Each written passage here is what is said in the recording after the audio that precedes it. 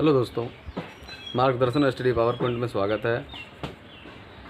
मैं आज आप लोगों के सामने ये दो चर वाला रैखिक समीकरण में ग्राफीय विधि पढ़ा दिए थे और आज दूसरा विधि पढ़ाएंगे कि प्रतिस्थापन अभिक्रिया। प्रतिस्थापन विधि क्या होता है? प्रतिस्थापन विधि दूसरा विधि जो पढ़ाने के लिए बोल रहे थे, प्रतिस्थापन विधि क्या होता है। सबसे पहले प्रतिस्थापन में क्या होता है कि आपको दो समीकरण दिया जाएगा, a1x plus b1y plus c1 equal to 0, a2x plus b2y plus c2 equal to 0। इस प्रकार से आपको दो समीकरण दिया जाएगा। तो सबसे पहले आपको प्रतिस्थापन अभिक्रिया। प्रतिस्थापन का मतलब होता है कि प्रति यानी कोई भी समीकरण का स्थापन, एक समीकरण में एक चर का वैल्यू दूसरे में पुट करेंगे, बस आंसर हो जाएगा। तो प्रतिस्थापन, प्रति का मतलब होता है एक को दूसरे के साथ स्थापना कर यानी दूसरे के पास स्थित करना। तो पहला क्वेश्चन दिया गया आपको x प्लस वाई बराबर 14, x माइनस वाई बराबर 4। ये पहला समीकरण है और ये दूसरा समीकरण है। इस दोनों को सबसे क्वेश्चन आपको पूछा जाएगा कि दो चर वाला रैखिक समीकरण है, इसको प्रतिस्थापन विधि से हल करें।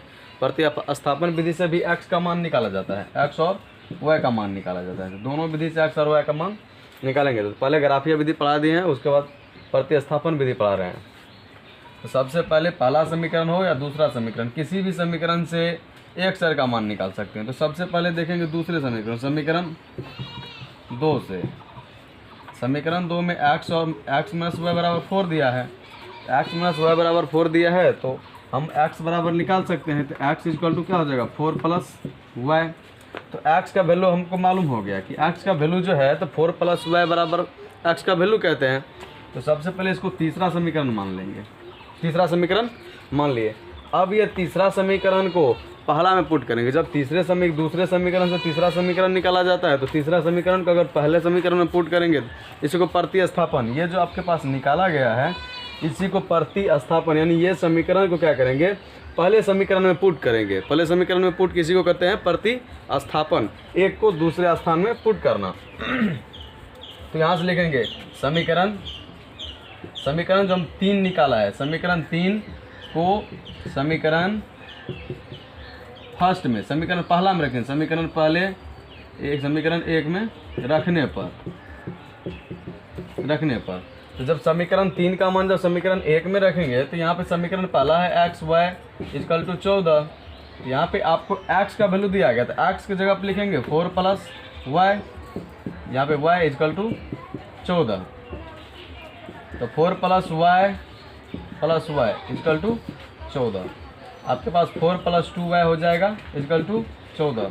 तो ये 2y बराबर, अगर यहाँ पे लेफ्ट में है तो राइट में ले जाएंगे तो यहाँ पे इसका चिन्ह बदलता है, चिन्ह यहाँ पे प्लस चिन्ह है तो इधर जाएगा तो माइनस चिन्ह हो जाएगा। तो 14 माइनस 4 तो 2y बराबर 10 हो जाएगा। तो y equal to 10/2 equal to 5। यानी y का वैल्यू आपको निकला कितना, 5। अगर y का वैल्यू आपको 5 निकला तो आप y का मान कहाँ पे रखेंगे, समीकरण 3 में। तो लिखना पड़ेगा y का मान समीकरण 3 में रखने पर तो x इक्वल टू हो जाएगा 4 प्लस 5 इक्वल टू 9। उससे पहले भी वीडियो में मैंने बनाया था कि x इक्वल टू 9 और y इक्वल टू 5। ये चाहे ग्राफीय विधि से हल कीजिए या प्रतिस्थापन विधि से हल कीजिए, किसी भी विधि से हल करेंगे तो x बराबर 9 और y बराबर 5। तो ये था प्रतिस्थापन का अभिक्रिया। अगर आपके पास कोई भी समीकरण 2 दिया जाएगा तो समीकरण को तो आप अच्छे से समझ जाएंगे कि a into x plus b into y plus c into equal to 0, a2x plus b2y plus c2 equal to 0 बराबर ऐसे रूप में रहेगा। तो समझ जाएंगे कि दो चर वाला रैखिक समीकरण है। अगर पूछा जाएगा कि प्रतिस्थापन अभिक्रिया करके बनाइए तो सबसे पहले कोई भी समीकरण से एक का वैल्यू निकाल लेंगे। इसी समीकरण से अगर निकालना चाहते हैं तो x इक्वल टू रखेंगे तो 12 यानी 14 माइनस कितना हो जाएगा, y हो जाएगा। तो इसी को फिर दूसरा में पुट करेंगे। यहाँ तो दूसरा से निकालें, पहले में पुट किए, उसके बाद यहाँ पे x का और y का दोनों का वैल्यू मालूम हो गया। इसके बाद हम देखते हैं इसी समीकरण को देखते हैं विलोपन विधि से। इसी समीकरण को देखते हैं विलोपन विधि से।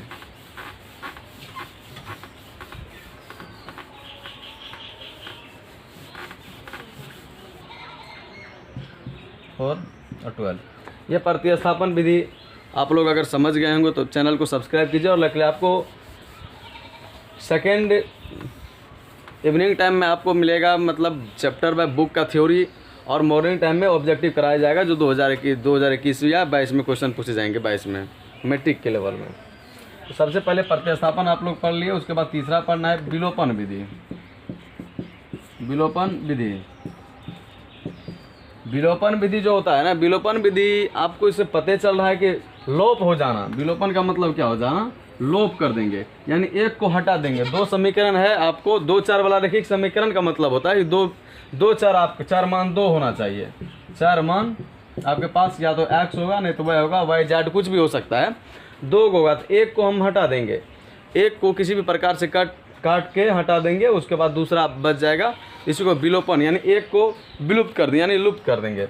ये 2 समीकरण आपके पास दिया गया है, समीकरण पहला और समीकरण दूसरा।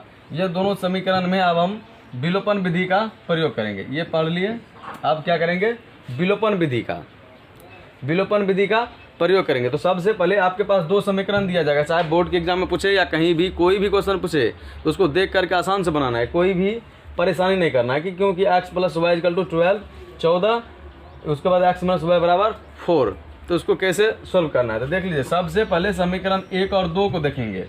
यहाँ पे ये प्लस में दिया गया, यहाँ भी प्लस में दिया गया, ये भी प्लस में दिया गया है, ठीक है। ये प्लस में और ये माइनस में, ये प्लस में। तो सबसे पहले किसी भी 4 मान को लुप्त करना है। तो 4 मान को लुप्त करने के लिए या तो जोड़ किया जाएगा या तो घटाव किया जाएगा। तो सबसे पहले समीकरण 1 और समीकरण 2 को देखिए, ये प्लस में है, ये प्लस में है। अगर ये दोनों को जोड़ देंगे, समीकरण 1 और फर्स्ट को जोड़ देंगे, आप लोग बीज व्यंजक के जोड़ और घटाव बनाए होंगे। तो इसीलिए x + y = 14 और x - y = 4 दोनों समीकरण में देखेंगे। यहाँ पे देखते हैं, समीकरण 1 में से समीकरण 2 को घटाने पर, यहाँ पे मैंने लिखा कि समीकरण 1 में से समीकरण 2 को घटाने पर, तो आप लोग को समझ आ गया कि समीकरण यहाँ पे जो है इसमें से हम घटाएंगे। तो x + y = 14, यह तो सब सारे प्लस में रहेंगे, और ये जो हो जाएगा x - y = हो जाएगा यहाँ पे 4। यहाँ पे आप जोड़ भी सकते थे, अगर y को हटाएंगे तो जोड़ सकते थे, इसलिए मैंने माइनस किया। यहाँ पे जो पहले से प्लस था तो ये माइनस हो जाएगा, यहाँ पे माइनस है तो क्या हो जाएगा, प्लस हो जाएगा। यहाँ भी क्या हो जाएगा, माइनस। ये 4 पहले प्लस में था, अब हो गया माइनस में, इसीलिए x ये दोनों को आप जब घटाएंगे तो ये कट जाएगा। ये y कितना हो जाएगा, 2y हो जाएगा। यहाँ पे अगर 14 है, 14 में से 4 जगह तो कितना बच गया, 10 बच गया।